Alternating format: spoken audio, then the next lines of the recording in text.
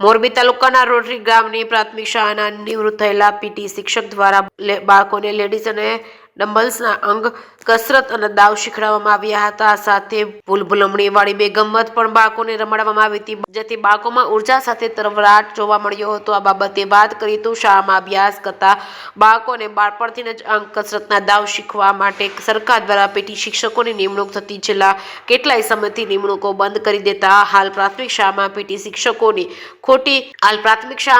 શિક્ષકોની મોટી ખોટ વર્તાઈ રહી છે। જ્યારે રોટરી ગામની પ્રાથમિક શાળાના આચાર્ય મણિલાલ ચરવડા અને અમરનગર પ્રાથમિક શાળાના શિક્ષકોને સંબંધના દાવે અને વડીલોના નાતે નિવૃત્ત થયેલા પીટી શિક્ષક અંબારામભાઈ ઠોરિયાને બાળકોને દાવ શીખવાનું આમંત્રણ આપ્યું હતું। સાથે તેમના મિત્રો રાઘુજીભાઈ પટેલ, શ્રીકાંતભાઈ પટેલ, રવાપર પ્રાથમિક શાળાના આચાર્ય જયંતિભાઈ વગેરે રોટરી ગામની પ્રાથમિક શાળાની મુલાકાત લીધી હતી। જે કેસી ગુજરાતી સાથે શ્રીકાંત પટેલ, મોરબી।